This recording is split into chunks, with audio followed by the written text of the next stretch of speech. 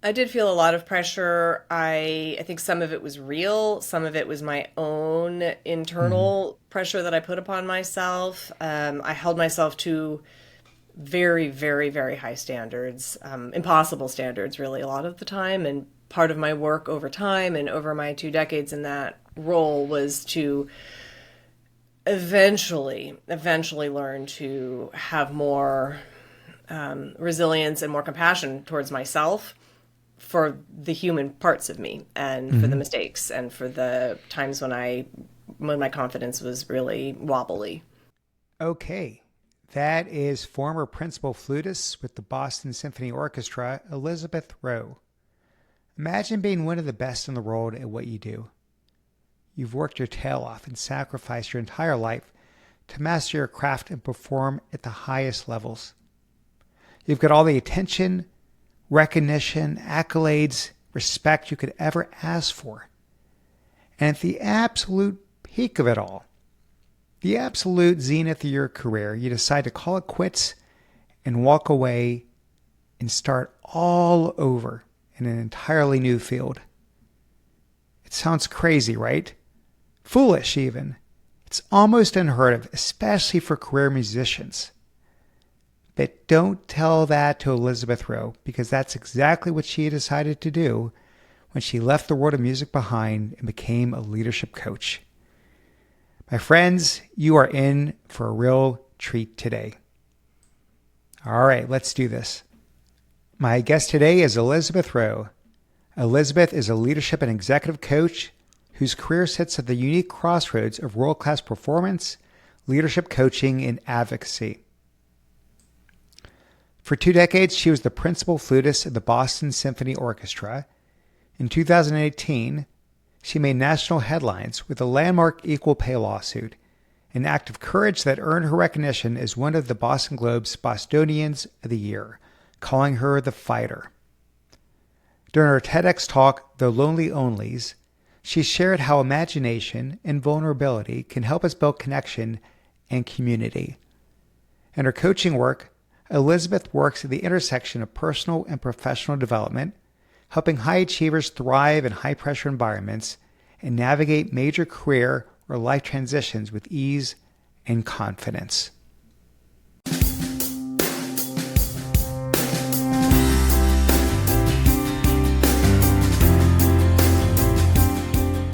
Welcome to The Art of Excellence, a show where I interview world-class leaders and trailblazers to discover the ingredients of outsized performance. I'm Glenn Zweig, a leadership advisor and executive coach, and I'm here to help each of you unlock your own potential. That is, your own version of excellence. Alrighty, Elizabeth, welcome to the show. Thank you, Glenn. I'm so glad to be here in conversation with you. I'm glad to have you here. Okay, we are going to dive right in, and I want to start from a very pivotal moment for you. It was about this time a year ago when you played your final concert as a principal flutist with the Boston Symphony Orchestra. You'd been with them for 20 years, I believe, so 2 decades. It's a long time. And you weren't just leaving the symphony, you were really leaving music as a profession altogether. Do you recall the feeling walking off the stage and in the coming hours and days afterwards? Yeah, I do. There were a lot of emotions present. And, it was a culmination of a really significant, important chapter of my professional life. I was surrounded by people who I adored. It was, the performance was Beethoven's Ninth Symphony, which is the sort of traditional summer season ender for the Boston Symphony Orchestra. And that music is so moving and powerful and momentous. And, as a performer, Beethoven's Ninth. Beethoven's Ninth This Symphony. is really, really, really stretching my memory. That's not the music from Clockwork Orange, is it? Does that ring a bell at all? It could likely be in Clockwork Orange, but I cannot verify. It's a very powerful. I'm going to look it up afterwards. Okay. Anyway, keep going. Keep going. Ah, no, it's just it's a dramatic piece of music anyway. And as a performer, part of my role is to sort of manage my emotions when I'm performing, right? Because I have a big job to do. So as I finished, I do remember just this huge upswell of emotions sort of coming to the surface, a lot of gratitude, a lot of sense of just the enormity of the moment for me. Just, again, really, really strong, powerful feelings of anticipation, of some grieving, some appreciation, the whole mix. Well, I really admire you're doing something like that. It's a very brave move, to say the least. And it's not like you can try coaching for a few years. I know you had sort of dabbled with it, but you can't do it full time and then say, well, you know what, actually, I don't think this is right. Let me go back and become a principal flutist. I mean, the jobs aren't on, on LinkedIn or Craigslist. So it's pretty much a permanent decision. Is that fair? Yeah, I really thought about it as kind of a one-way door, right? That it swings one direction. And to step down from a position like that in a world-class orchestra, there are so few of those positions in this country, let alone, in the entire industry.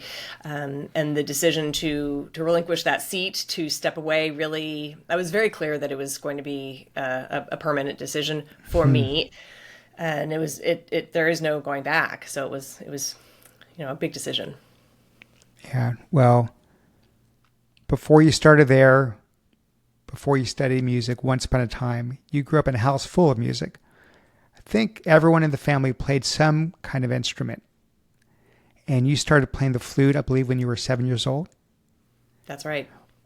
Was it sort of forced on you? Like a requirement, this is what you're going to do and just choose your instrument, or you really, really wanted to play? That's such a great question. Talking to my parents about, how the three of us, my sisters and I, all ended up playing playing instruments as children.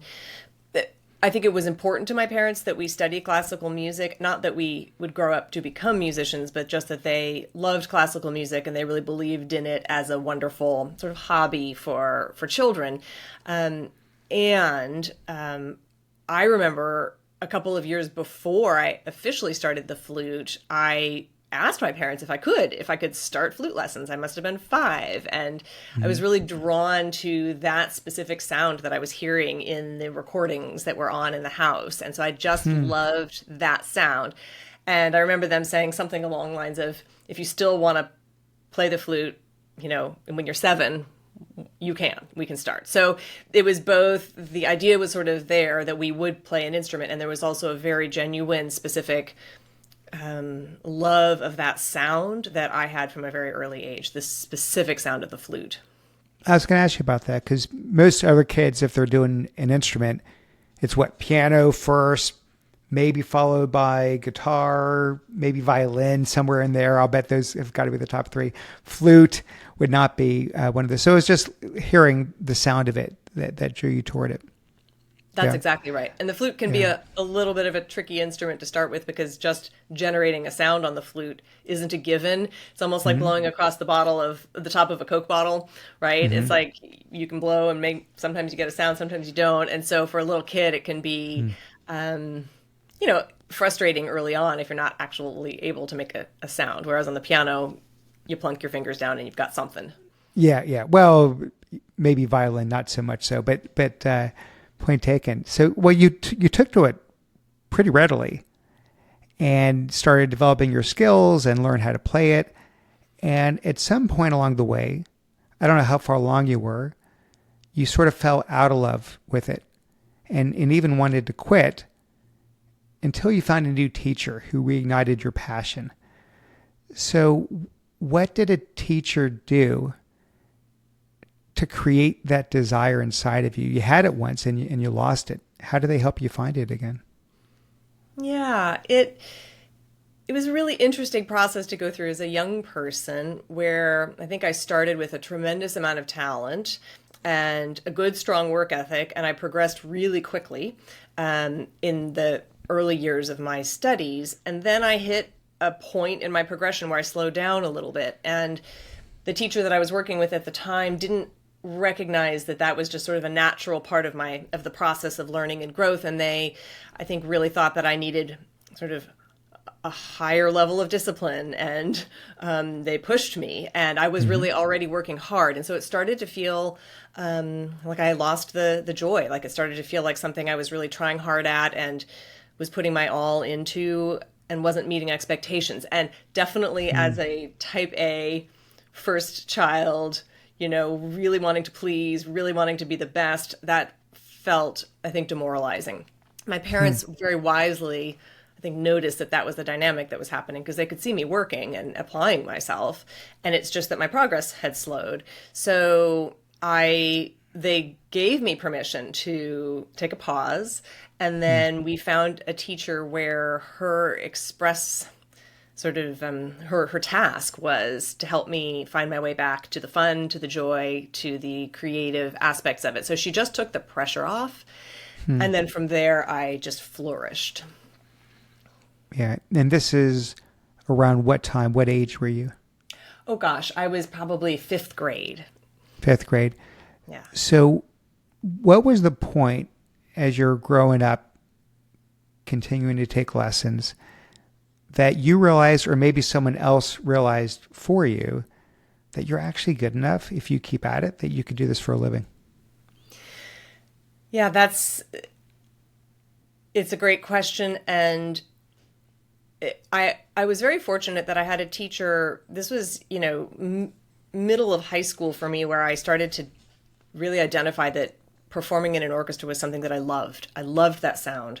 I loved being in the middle of that great symphonic experience on stage. I also really loved being great at something, and I was great at something, or at least in my small town in Oregon, I was. And so I remember distinctly a conversation with my teacher at the time where I said, I want to be an orchestral flutist. I want to be a principal flutist.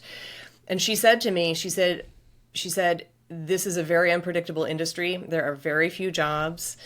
She said, I believe you have what it takes, and you need to be willing to essentially to do a side job, to do a day job, to waitress, to have some other source of income.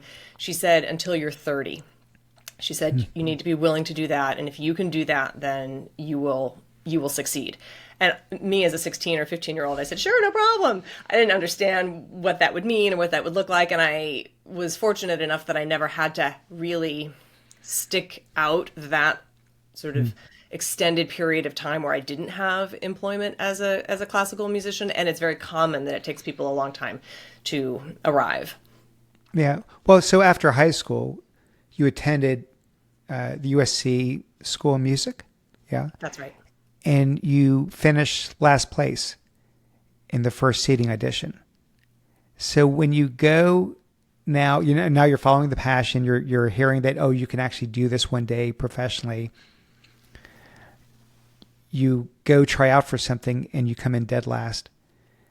That doesn't deter you in any way? It didn't float across your consciousness that maybe this is more meant to be a hobby than a full-time job? Well, that was my first semester of my freshman year. And, I was a competitor. I still am a competitor in the sense that I really took that as an invitation to just up my game, and I did. And so I was aware that I was coming from a small town in, so I had been a big fish in a small pond, and I was determined to be a big fish in a big pond. And so that was sort of a wake up call for me.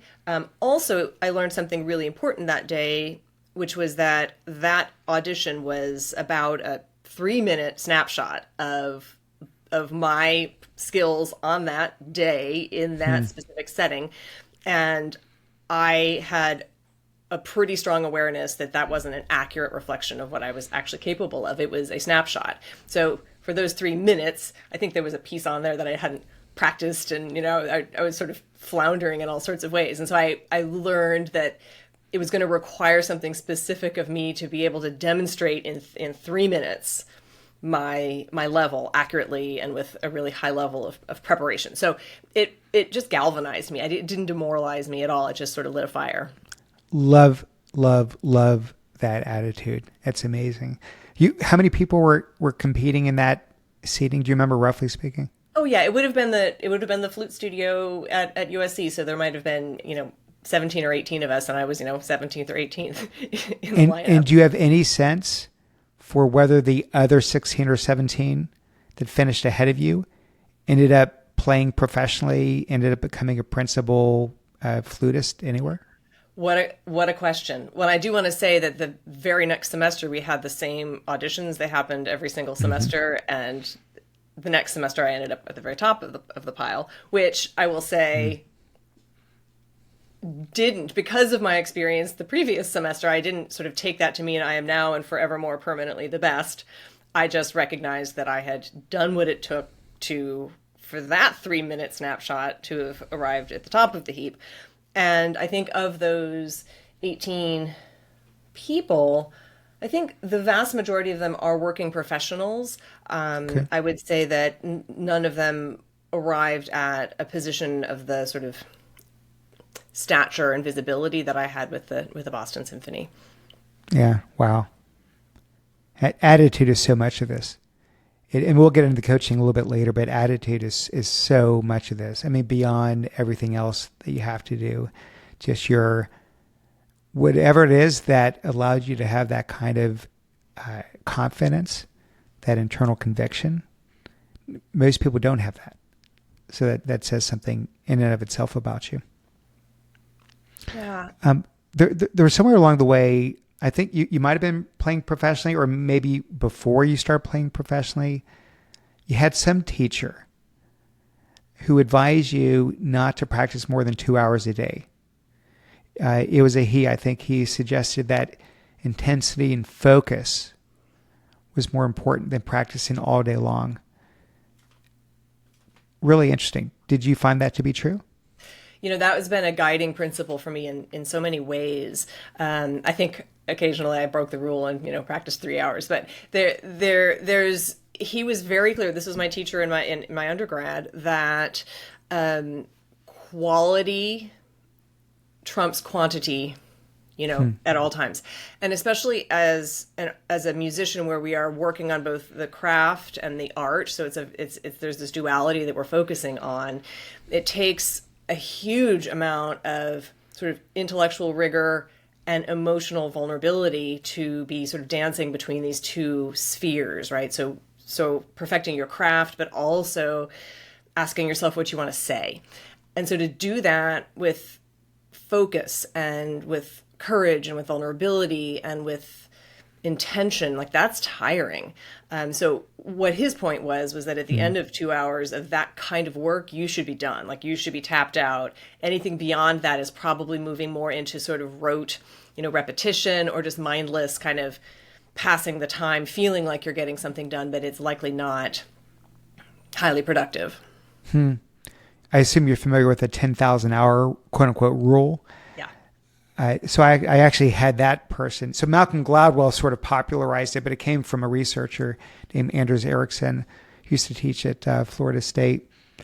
But part of it was, part of it's obviously 10,000 hours. So there's a quantity element to it, but it was also about the kind of practice, like very intentional practice, as opposed to just sort of, dabbling. And I think that this sort of speaks to this, which is a very focused 2 hours, as opposed to, there's no way to have that kind of intensity and focus over the course of 4, 5, 6, 7 hours. And so I assume there had to be some degree of greater concentration and planning that went into those 2 hour sessions to know that you could sort of optimize yourself out of that.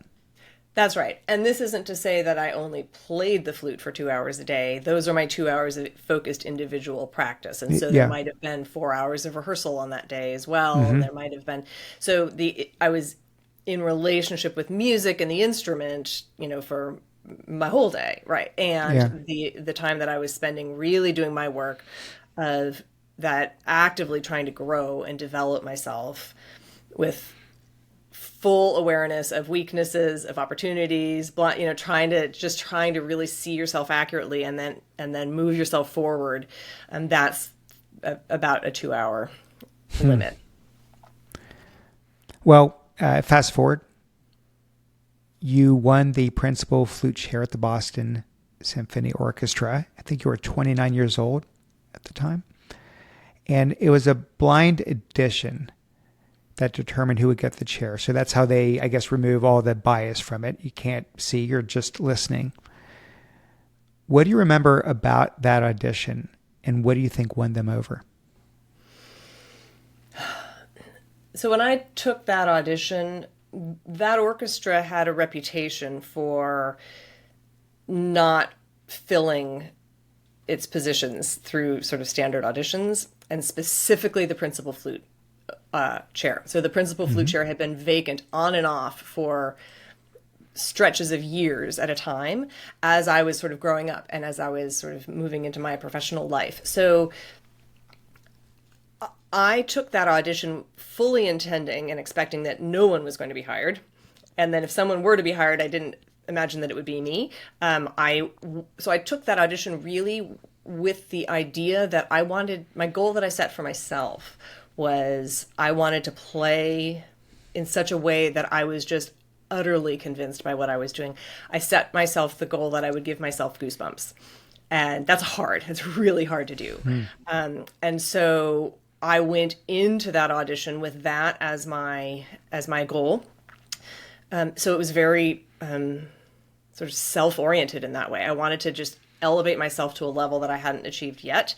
And if I accomplished that, I felt like I could walk away feeling fantastic. So I moved through the whole audition process with that perspective. And I distinctly remember performing on stage in Symphony Hall in Boston, which is it's a world famous hall. The acoustics are just stunning, and they allow. So you could hear at a level because the acoustics are so wonderful that they allow this incredible capacity for nuance and subtlety and imagination. It can all be heard. It doesn't get sort of sucked up into the deadness of the acoustic, right? So I remember taking risks and performing on that stage and giving myself goosebumps and feeling just so privileged to be able to do that in that acoustic and feeling just great about whatever the outcome was. And then total shock and surprise when they eventually came out and announced that they had chosen someone and that it was me that they had chosen. I love it. So one of the things, I've interviewed, I don't know how many, 120, 130 people on this podcast. Many of them, like you, the very top in the world at what they do. And one of the themes that I would have never suspected is exactly what you just laid out, which is that the highest achievers often aren't focused on the goal, or I should say they are focused on a goal, but the goal is much more around the inputs, around what they're doing, what they can control, how they're going to feel, what they're putting into something, sort of with the sports metaphor, leaving it all on the floor, and don't look at the scoreboard. It is what it is. All you can do is focus on putting everything you've got, immersing yourself in something, highest engagement possible. And then whatever happens, happens. As opposed to had you gone in and said, oh, my goal is to get that principal flutist, maybe you would have choked. The pressure would have gotten to you. You wouldn't have been as loose and you wouldn't have gotten the goosebumps. So it's a fantastic story. I want to take that and then the prior thread around the different aspects of what it takes to be at the top in this field. Basically, what does it take to reach mastery with the flute? And you've got a certain amount, I assume, of technical mastery that you, of course, need. But then there's what you're alluding to, some sort of personal expression, a creativity that comes into play. So this is a quote here from one of your fellow musicians at the Boston Orchestra describing your playing. I forget who it was, but feel free, if you know the quote, to mention who it was. So here we go. The first time I heard her play the solo in Daphne and Chloe, I was moved to tears. It was how she thought about the color on a certain note and how she reacted to a certain harmony that said something different. It was like listening to poetry. So I need your help. That sounds, first of all, what a compliment. Can you translate that sentiment to non-classical aficionados? What does it all mean? What is it you're doing with an instrument that's bringing this person to tears?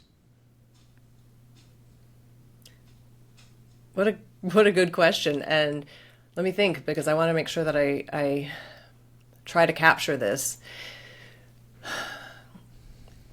So music is it's a felt experience. So I think when most of us have been to a concert or heard something on the radio or heard a lullaby sung to us or been at a sporting event when they sing a song, right? That there's something about music that lives in an emotional part inside of us. So I think that's a fairly universal human experience, is relating to sound in that way. We think sometimes about, it's like if you hear your mother's voice leaving a message on your answering machine, right? It's like you know who it is before they even say their name, right? Because it's that the sound is something that we connect to. So as an artist who works in that medium of sound, we are sort of using that the way a painter would with paints and colors and lights and textures to try to draw out or create an emotional experience for our listeners. So the drama that we can create, the sense of almost place, and we use the word color in music, even though it's not a visual color, but we're talking about color in music, right? So it's just like as a voice can sound angry or can sound gentle or can sound warm or can sound cold. In a voice, we can do that through an instrument. So we're sort of using that medium to try to create an emotional experience or an expression of just real beauty. So music does live in these two spaces. One is kind of an emotional space, and the other is almost the beauty of the craft, the architectural beauty of something. If you look at, a gorgeous classical sculpture, so it's part of what I love about that particular artistic medium is that it is this dance between art and craft, and there is this piece of personal expression within the bounds of this sort of structure that's already been handed to us by the composer. So it's sort of finding our own unique way of expressing something that already exists on the page. So it's very much like an actor interpreting Shakespeare. And does that just come natural to you, Elizabeth, or is it something that you have to work on, that piece of it, the artistic expression? It's both. It's both. Yeah. So, and it requires a tremendous amount of, the greater your level of mastery of the craft, the greater your ability to have an idea in your mind come out through the instrument because you have mastered all of the nuances of how to get this piece of metal to respond in a certain way. The greater your skill, then the greater your range of expressive capacity and capabilities. And you also have to have the vision, the idea, the inspiration for what it is that you want to say. So we work on all of that. We work on the ability to express ourselves through a very high level of technique and craft, and then we work on what it is exactly that we want to be communicating, and we think about it. It's like, am I trying to create, what's the mood I'm trying to create? What's the experience I want my listener to have? And at the end of a performance, having done all that, do you tend to be emotionally drained? I think that varies tremendously. And so I'm going to give you an answer that's really an answer that I think is accurate for a working classical musician. So a working classical musician, especially at the level that I was performing at. So the Boston Symphony Orchestra is considered a 52-week orchestra, meaning we have a full season that runs year-round, playing 3 to 4 performances a night. Many of the performances you finish feeling, maybe proud, maybe neutral, maybe frustrated. And then there are some that really rise to the level of special, really moving, transcendent. And, also I want to say that my whole profession was spent in collaboration, right? So I was part of a collective, and the magic that happens on stage is the magic that is produced through this alchemy of the 100 musicians in the orchestra, the person on the podium, and then the audience, and then the music itself. So you put that all together, and there can be very moving experiences, and then there can be ones where it feels like work. So when you've got a 52-week symphony performing night after night after night, week after week, talk to me about the kind of pressure that comes with that. Maybe externally forced pressure, maybe some of it internally generated. And how do you manage through that? Yeah, it's a great question. There's a couple of ways that we work through that. So on the one hand, this is an art form which is designed to, in some ways, to sort of create a really idealized version of something, right? So it's a little bit different from like a basketball game where there's no sort of ideal basketball game, right? It's like we're creating what we're hoping is an ideal performance of whatever piece of music it is. So we're in that space. And at the same time, these are live performances and we're humans and things go wrong. And I mean, I've made so many mistakes in the context of live performances. And when you perform 4 nights a week, week after week, it's, we develop the skill and the ability to let some of those, we have to let those mistakes sort of flow by because then otherwise we become fixated on them. And I will tell you, if I might share a story about this. Please. Early in the days of the pandemic, when the whole world had shut down and the Boston Symphony had shut down, the BSO started releasing video footage of live performances that we had given earlier in the season. And so these had not been recorded with the intention of being broadcast or released. They were just your average Saturday night concert that had been captured for archival purposes. And then the BSO started releasing them to the world during the pandemic as a way of serving and as a way of keeping us visible. And I will never forget standing in my kitchen when the BSO released a performance, and it happened to have 2 very major important flute pieces on them. One of them is the ones that you already referred to with that quote. And the other one was Bartók's Concerto for Orchestra. And I thought to myself, I'm going to just listen and see, the sort of self-involved. I'm going to see how I sounded. And standing in my slippers in the kitchen, listening to this thing. And we got to this big solo in the Bartók, and the whole orchestra stops. The principal flute player plays alone. It's a solo I'd played 1,000,000 times. And I played this like enormous wrong note in the middle of it. And the camera was right on my face, and you could see my eyes just get enormous. I turned beet red. And this wasn't the sort of mistake just like, oh, nobody could really tell. This was sort of like a belly flop. Like this was big. And I had forgotten that I had done that. I had absolutely forgotten that had happened because it had happened in a live performance and I had let it go in the time. And here I was with the idea that this was being broadcast out across the world in a video where people could rewind and rewatch and so those voices of you don't belong in that chair, a good enough principal flute, a really, really, truly great principal flute player would have never made a stupid mistake like that.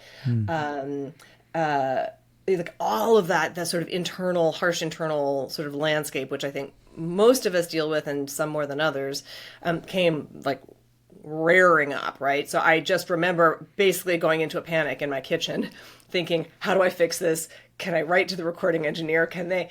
And then I took a breath and took a pause and I thought, well, this is live performance.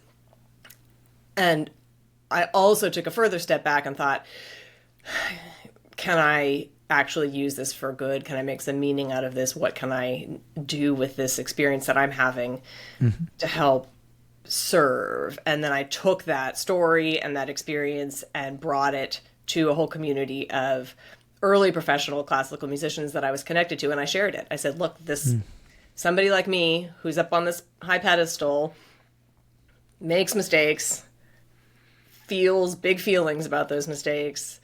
I have the tools to let them go when they're happening in passing, and really struggled when it was sort of documented and broadcast for the whole world to see. Well, you weren't just a principal flutist. You were a female principal flutist. And I think one of 2 women to ever serve in that capacity at the BSO. So it as if the spotlight's not on you enough when you're in a high-profile symphony, in a high-profile role, but now you've broken that glass ceiling. And so I can't even imagine the kind of extra pressure you must have felt being in that situation. I did feel a lot of pressure. I think some of it was real. Some of it was my own internal pressure that I put upon myself. I held myself to very, very, very high standards, impossible standards, really, a lot of the time. And part of my work over time and over my 2 decades in that role was to eventually learn to have more resilience and more compassion towards myself for the human parts of me and for the mistakes and for the times when my confidence was really wobbly.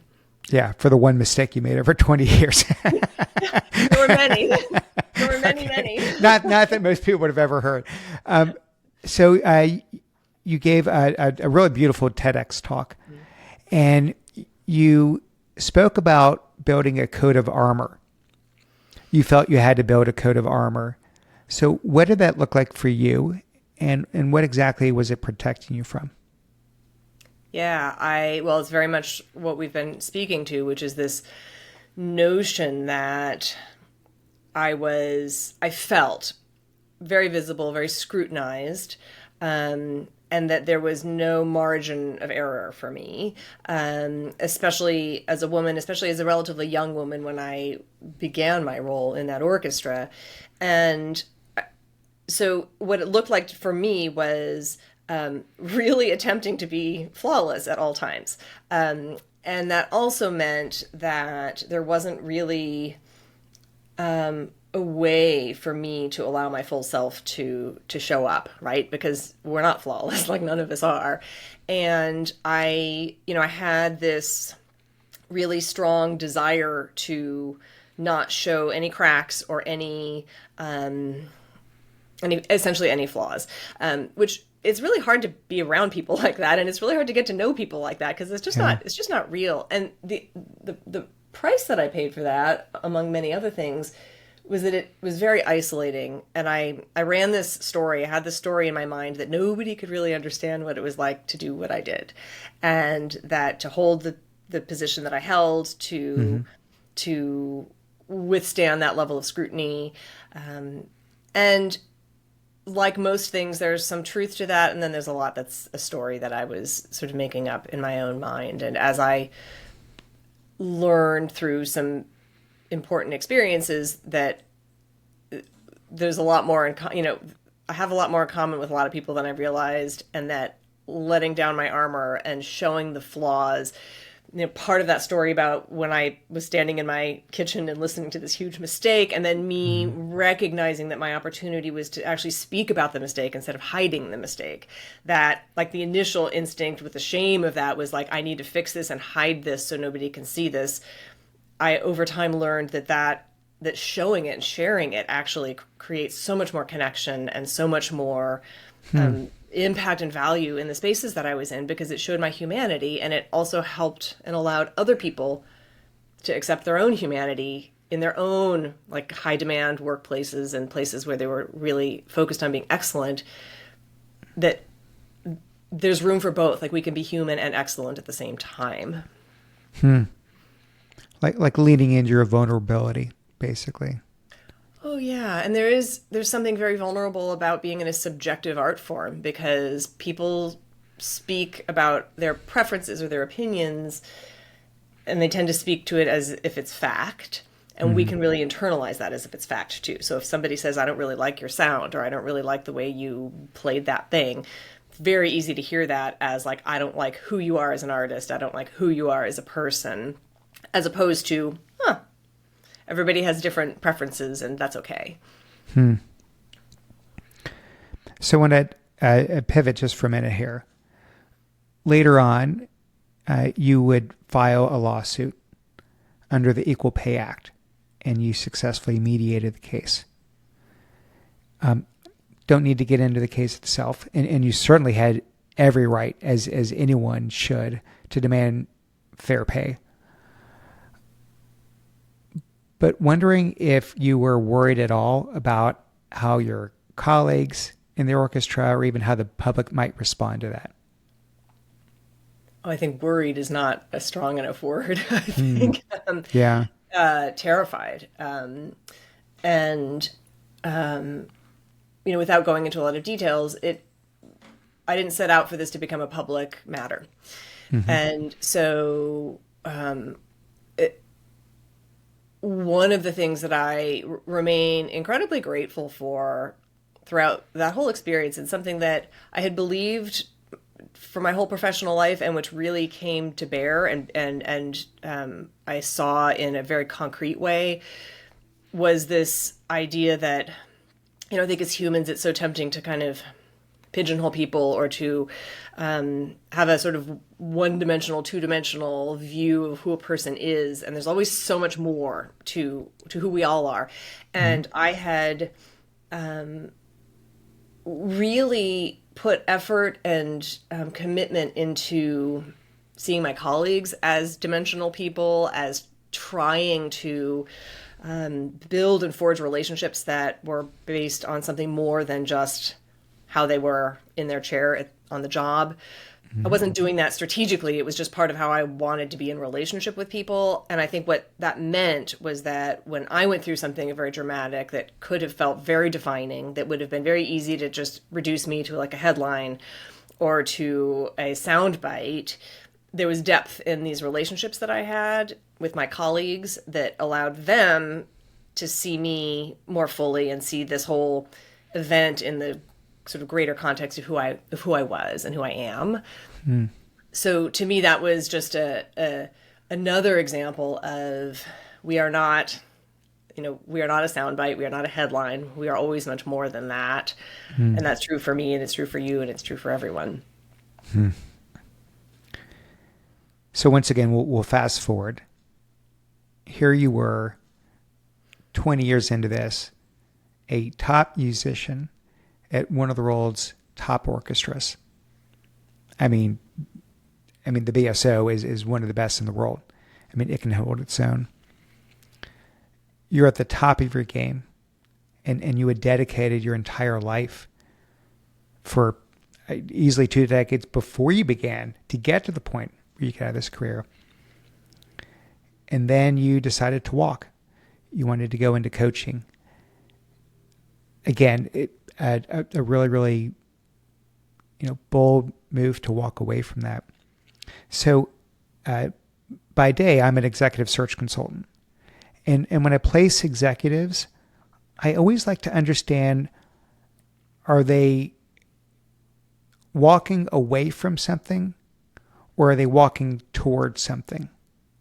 And not that they're completely mutually exclusive, but usually one is the greater magnet of the two. So what was it for you? Was it something just so alluring about coaching? Or if coaching didn't come up as something, as a next step, were you a little bit burnt out? Was there something about it that you felt like it had run its course and you were just ready for a new chapter, whatever that new chapter was going to be? Yeah, it was definitely a draw towards coaching. And I will say that I don't know that I would have, growing up, wanting to become a musician, wanting to be a flutist, wanting to be a principal flutist, reaching that sort of pinnacle. When I left my job, I was really at the height of my powers as a musician. I was really, I felt so strong in so many ways as an artist, and I loved music, and I loved the work, and I loved everything about it. And I had never really questioned my path. I had never encountered enough adversity along the way that forced me to pause and say, am I really actively choosing this? I excelled, and I followed that love of music and also love of excellence. And I sometimes think about it as if I got on one of those moving sidewalks in the airport and it just kind of carried me. And my moving sidewalk didn't have like any exits or branches or points where you had to actively choose to get back on the sidewalk. It just carried me.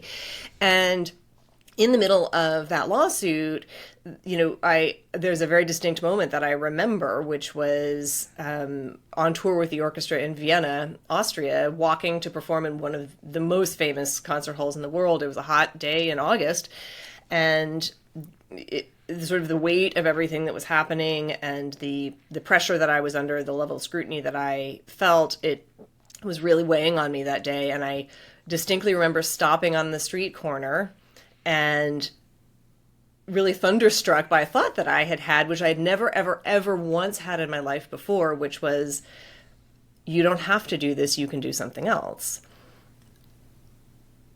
And that seems like such a simple thought. And I think many of us have thoughts like that, routinely. I had never had that thought, not once at all. I loved my work. I loved the career. I loved so much about it. And so at that moment, I didn't sort of set out to pivot or to build a new career. And once I had that thought, I couldn't unthink it. And it just got me curious. And then I started to explore. I thought, well, if I did do something else, what might it be? So it wasn't like a get me out of here kind of situation. In the moment, there was a little bit of that. And then, my lawsuit resolved. I went back to performing. I loved my work. I loved my colleagues. I loved everything about it. And there was that question floating around in my head, which was, what else might there be? And then I started to get really curious about what had energized me in addition to being a performer in my whole adult life. Like, what was the work that meant the most to me, that felt the most purposeful? And I started to connect the dots to a lot of the conversations that I had had with early professional musicians, with other high achievers, where they had the skill sets to do the job and they were really struggling with this whole other component of how to relate to others, how to handle pressure, how to navigate complex relationships, how to handle their own inner landscape, which is work that I had been doing without calling it anything for a very long time. Yeah, you said that most high achievers know what they want to accomplish, but they struggle. They struggle with what's holding them back. So what typically is that struggle? What gets in the way? Well, of course, it's a different answer for everybody. And I think that for almost all of us, the answer is, well, it's a both and. So part of what I take a stand for in the work that I do is that there are real structural challenges that some people face, that I certainly faced. There are external challenges that exist in the world that are real. And there's our own inner way of relating to all of that. And there's the way that we handle what's happening inside of us that then creates and produces so much of what we do externally. So almost all of the obstacles that are, I shouldn't say almost all, but a significant portion of the obstacles that we face as high achievers are internal. It has to do with how we talk to ourselves, how we, the stories we're telling ourselves, the way we either connect to and relate to and harness our emotions or squash them, push them away, and they leak out in ways that we are not aware of. All the ways in which we don't pause and give ourselves space and place to sort of decide for ourselves what it is that we want to create. We kind of go into default mode and we react and are driven kind of by forces that we're not really aware of. So much of what I see is internal opportunities to gain more. It's essentially self-mastery. It's inner mastery. I mean, it seems like going back to your coat of armor and then removing that coat of armor, it was a mindset shift that you needed, as much as anything else. And so, but you got to a point where you were, it seems like you were ready for that. Like that probably wouldn't have worked if you had tried to do that early in your career. You needed that coat of armor. And so are you finding similar resistance with people that you coach, that some of them may not be ready to do that internal work you're talking about? Yeah, I think it takes so much courage. And I also think that we are the way we are for real reasons. Like those tools served us, right? That coat of armor, just like you said, it served me. It kept me safe. It protected me. It gave me stability for a good long while until it stopped, or until I wanted something different, or until I found a motivation that was stronger than that desire to stay really safe and confined. And I found a sense of purpose in removing my armor so that I could have deeper connections and so that I could serve people in a different way. And I needed it at the time. You're absolutely right. It wouldn't have been possible for me earlier on in my career. And I think that's part of the dance too, of really deep, like taking really deep, full responsibility for who we're being in the world. Very often the first step is just a lot of self-compassion. It's a lot of just understanding, okay, I am the way I am for real reasons. It makes a lot of sense. It has served me, and maybe it's not serving me the same way or as much going forward. And if we beat ourselves up about that a lot, then it can get into a self-defeating sort of cycle. And so that idea of, this makes sense. It worked for me. And now I'm wanting to create and build something slightly different, or maybe significantly different. I think it takes a lot of courage, a lot of willingness. Scary to let go of the thing that was working for you. Yeah. You said that when you were playing, you felt the need to constantly prove your worth. Who are you trying to prove it to? There are a few real people and a lot of made up people. I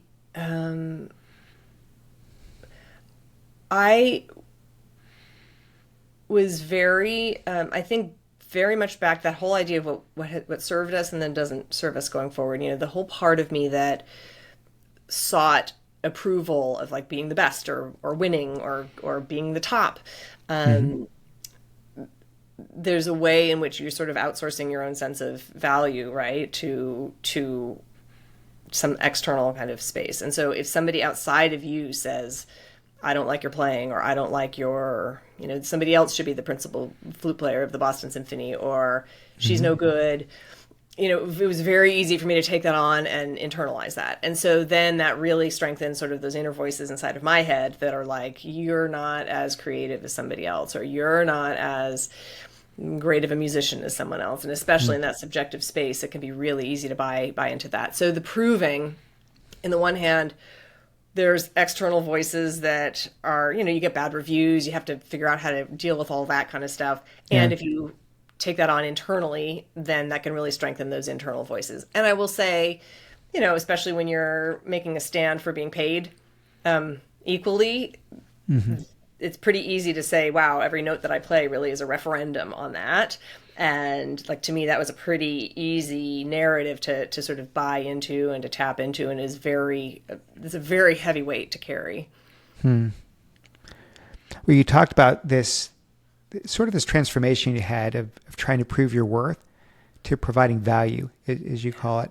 Yeah. So what's an example of that shift in action?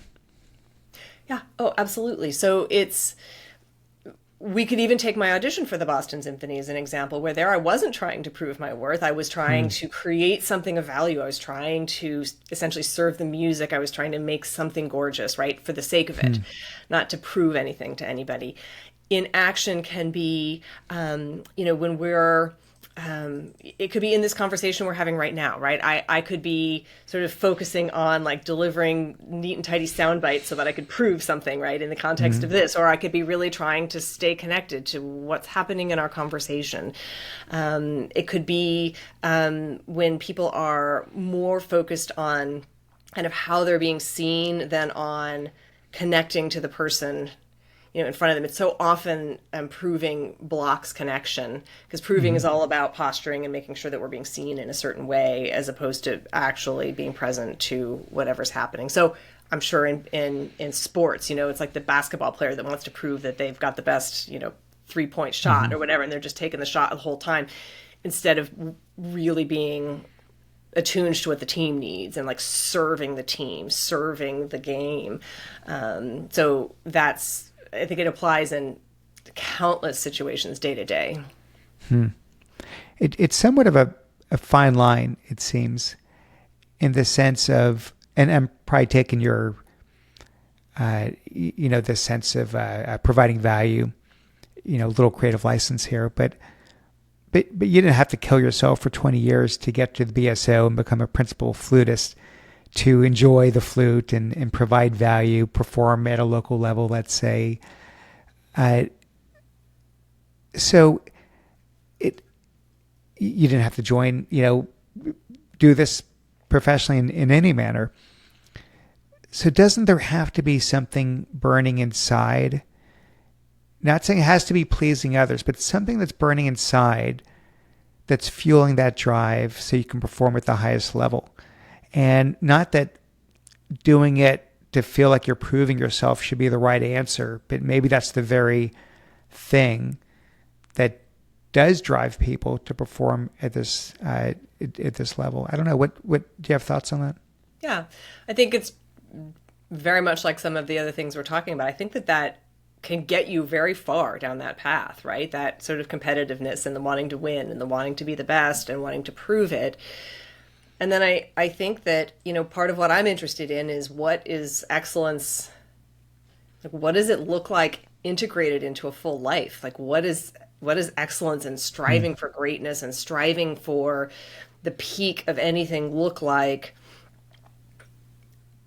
in the context of our humanity, in the context of our full life?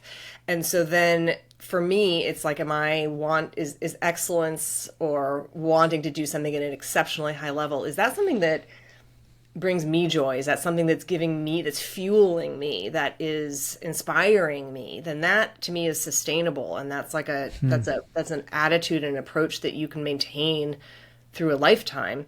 But the proving part, it's actually more vulnerable, right? Because we're waiting for somebody else to give us the answer we need, or to tell us that we're ranked number one, or to tell us, whatever it is. This is almost more like to excel for the love, the sheer joy and love of excellence, and the sheer joy and love of doing something at an incredibly high level, which then generates energy, and it's sustainable, and it's something that fuels you, instead of this more precarious state of proving. Yeah. It's a little bit of a teaser to what excellence is for you, but we'll come back to that. You mentioned one of your blind spots is overestimating your ability to convert knowledge into mastery. I certainly didn't seem to be a blind spot when it came to playing the flute. No. So how does that show up for you now? And how does that show up for clients of yours? Such a good question. I had a client actually say this. We had a conversation about this exactly yesterday. And she was talking about how she's great at reading a book about, let's say, offering feedback. She reads Radical Candor, which is like one of the great, fantastic books about feedback. And she's like, I got it. Done. Check the box. Handled, right? And what the truth of it is that the knowledge is there. The mastery awaits, because the mastery also includes practicing the skills and then handling what's happening internally as you develop and build those skills. So that specific example about giving feedback, saying the right words, great, that's the skill part.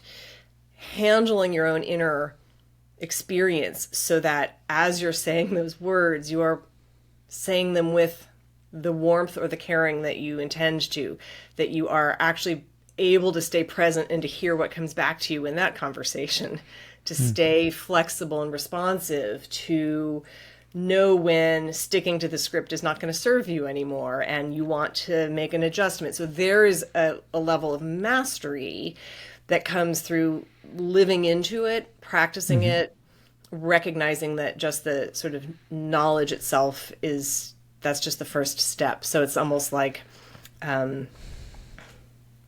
it's like, I think there's a way in which we have to integrate something out of our minds almost into our lived felt experience. And those of us that are kind of more intellectually oriented or more sort of oriented towards cognitive ways of being in the world, we can sometimes let stuff hang out there without really integrating it into action and doing it and then learning from that.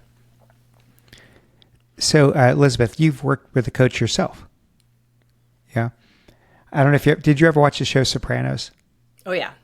One of my favorite scenes was whenever Tony Soprano's therapist would go speak with her therapist. So it's sort of like the therapist. So, I mean, you are the kind of client in a prior life that you now coach. Now you're a coach, and now you're seeking a coach to help the coach your clients. So are you comfortable sharing maybe one or two areas that your coach has helped you grow? Oh, absolutely. I mean, coaching has been essential for me. A coach is who I turned to initially to help face that question of what else might there be for me in the world. And then I've been coached continuously through that since then. And for me, a big piece of the coaching that I receive is really to assist me in moving further and further away from this idea of a performance mindset and more and more into, so I have a very strong perfectionist streak. I have a definite like A student bent. I really, if there's like 99 out of 100, I want the 100. I don't want the 99. Yeah. And that can really stand in my way in a lot of spaces and places, right? That where what I'm about is what I'm up to, what I want to be creating is something that is not about that. It's not, and that's so much of my training and conditioning from being a performer is to deliver a sort of polished product. So for me to be in spaces and places where my skills and the mastery is there, and then the opportunity for me is to trust and to let it go. So I'm talking about like when I'm, even in this sort of podcast conversation, like an older version of me would have had like notes about here's what I want to say and like here's what I want to make sure that I, and I would have kind of thought about this as a performance in a certain way. And so for me, the growth has been to be able to let that go and to really trust in my capacity in the moment. And to let go of this sort of perfectionist idea of, oh, I could have said that better, or, oh, I should have, used that phrase instead of this one, or whatever it might be. So that's been a big piece of it for me is letting go, trusting, and also recognizing that the end product or result is so much richer and more real and more, again, back to providing value. So it's that. It's like me showing up with a focus on value, providing value as opposed to proving, performing, showing, demonstrating. You should sit with me for a few hours in the editing booth, if you will. I can't believe I asked that. Why did I not ask that question? Oh, that was a horrific way to phrase that one. I'm very harsh on myself, but I love what you do. And one day I'll try to do that. If you saw the 3 pages of questions here, I'm not good with the just go with the flow and lean into your intuition, but it probably would serve me well. I do want to say it's a dance, right? Because there is preparation that's really valuable, and then we let it. It's like learning how we let that go. Then it's like, what's the work? What's the work that serves? What's the preparation that serves? And then when do we let it go? And so for me, I've always been very strong and disciplined about the preparation, and it's the letting go part that has been more of the opportunity for growth for me. But that doesn't mean to say that preparation is meaningless and doesn't have value. It's just keeping them in the right relationship with the right balance. Yeah. So is someone who wants to perform for thousands and thousands of people, what's it like now to coach in a quieter, more personal setting? Do you miss the applause? Do you miss the recognition? The short answer is no. I am so moved and inspired by what I witness in my clients every day. I mean, the sense of, I had a real sense of privilege and to perform on that stage and in that orchestra and to make music in that way. And the level of privilege that I feel and the day-to-day experience of witnessing people in their courage and in their willingness to take a hard look at themselves and to grow and to challenge themselves, I receive so much. I find that so purposeful and meaningful that I don't miss the applause. The truth of it is also that as a performer, and every performer is different, I was never drawn to the big flute solos or the moments of individual sort of spotlight. I loved the collaboration. That's why I never wanted to be a sort of a soloist out on the solo circuit. I wanted an orchestra job because it was collaborative. The moments that I do miss, or the moments where I get emotional thinking about, some beautiful experiences on stage, were not the big splashy, shiny ones. They were the ones that were quieter, that were more about some kind of special moment of artistic connection that happened with my colleagues around me that are probably not visible to the audience, and just that were very special to me. So when I think about that, what I miss is not the applause, it's not the spotlight, it's not the recognition. There is some collaboration. That's what I loved the most. And I'm getting a different version of that, and a very deep connection in the work that I do now. Yeah. Yeah. I think I read that you were planning to sell your flute, or maybe you already have. So I'm just very practical and not sentimental. And I was very convinced that once I was done, I was going to sell my flute. And this is a flute that I've had for the longest time, and I've never been precious about it. I've always been like, it's a tool, it is what it's like, And one of my former students actually reached out earlier in the winter. She had just won a big principal flute position in another orchestra and was looking at instruments. And she asked if she could try my instrument as part of her search.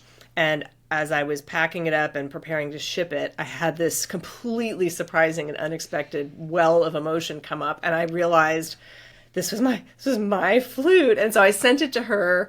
Turns out it wasn't the right fit for her. And so I was just grateful to receive it back. And it's now I'm just holding it for a little bit. Not that I'm doing anything with it. And I really do believe it belongs out in the world being played. But you don't like playing just even by yourself away from the public eye? No. And let me tell you why. Okay.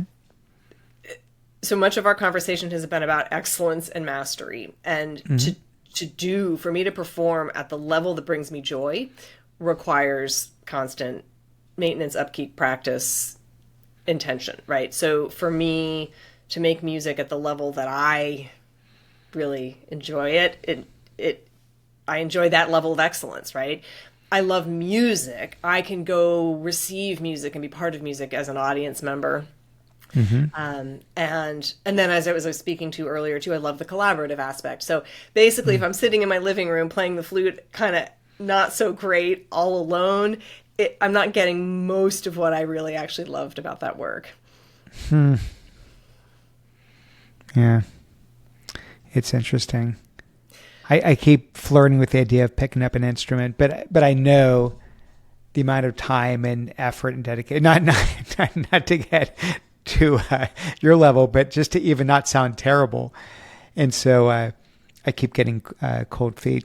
I want to say though that there's not a requirement to relate to music in the way that I have. And in fact, I sometimes work with, most of my clients are not musicians. They're in corporate spaces and, university settings and in other places. And I do have a couple of high level musicians who are clients of mine, and one of them in particular has a project going where he is doing music in a completely different field, like folk music, and picked up a different instrument. And part of his project is actually to protect that as a hobby, to protect that as something that he does at a medium level, to not allow sort of his highly accomplished classical training to bleed over and to try to turn that into something that then demands that level of excellence. He wants to keep it separate. I'd be fine with medium. As I tell people, it's not that I don't want to play guitar. I just don't want to learn to play guitar. I want to skip the learning part and just get to the to the medium performance level. We've touched on a lot of things. You've sort of touched on this word of excellence. So I'm gonna do something I haven't done with anyone else, because I'm really curious to hear this from you. So I always end the podcast with the podcast is called The Art of Excellence. What's your definition of the word? And I do want to hear it. But if you could work with me here, what do you think the definition would have been in the prior version of Elizabeth? Top of her game, perform at the highest levels before you've had the whole awakening, if you will, and reinvention. What do you think it would have been then? And then what is it now in terms of when you think of that word? Yeah. What a challenge. That's good. I think the first half of my definition of excellence will have been constant and would remain the same, which is sort of continually seeking more depth, more understanding, more mastery, recognizing that there's always more to learn. So that part is what I would have said, right? To continue to pursue greater and greater levels of mastery, greater and greater depth in understanding, in that case I would have said in creativity. And I the old me might have thrown in a dash of, and be perfect while you're at it, or something close to that. Yeah. And now it's that, yes. And it's, for me, there's this whole other element of taking responsibility for our own inspiration, for taking responsibility for creating excellence in a way that is sustainable and is sort of in harmony with our full humanity, with with the fullness of who we are. So I don't really love the word balance, because balance somehow implies that, I don't know, 50-50 or something like that. But the idea that this continuous pursuit of growth and of more depth, more understanding, more mastery, for me now, true excellence is that while we're sort of taking responsibility for filling ourselves with inspiration and for doing this in harmony and in the context of a full, rich human experience. I like it. I mean, one of the reasons early on I chose to interview such a variety of people on the podcast is it helps me think orthogonally around talent. When you can look outside of your four walls, if you will, outside the world of business, let's say, outside the world of organizations, and what do artists do? What do creators do? Musicians, entertainers, athletes, scientists, explorers, and how can we find some of those common threads? What can we learn that we can then apply to the world of leadership within a business context? And I say all that because I know that you coach a lot of musicians. I know you also coach non-musicians. I think just high achievers, or maybe aspirational top performers, if you will, is the common thread. And so there's so much, I am sure, from the 2 decades you spent as a principal flutist that could help someone climb to the top in whatever the field is, whatever the discipline is. So I think it's fantastic that you're doing that, and not confining yourself just to the world of music, which you probably could and have plenty of clients. Where do people go to find you? And I'll make sure it's in the show notes too. Yeah, you can go to my website, which is iamelizabethrowe.com. iamelizabethrowe.com. From there, you can sign up for my newsletter if you so desire. I have a bunch of writing on the website. I'm also occasionally on social media under I Am Elizabeth Rowe in all the various places. But my website is the best place to find more about me. Yeah. Well, I mentioned to you before we started to record, this is my favorite time in the month, having an interview on the podcast, and you did not fail. This has been incredible. It's a joy to immerse myself in someone else's world, and the admiration I have for you, not just at performing the way you did for 20 years, not just in your fighting for what's right with that lawsuit, but in having the fortitude to walk away from something like that. And a lot of people wouldn't do that, even though it's sort of sunk cost. A lot of people look at it as like, well, this is that moving sidewalk is the moving sidewalk, and I'm going to stay on it till the sidewalk ends. And you're saying, the heck with that. I'm going to find an exit path, and there's another career, there's another life that waits out there for me. I think it's just beautiful to hear that story and have you share that story. So thank you for your time. Thank you for being a part of the podcast. I really enjoyed it. Thank you, Glenn, and thank you for the insightful questions and for taking such time to just speak with me about all these subjects. Yeah, loved it.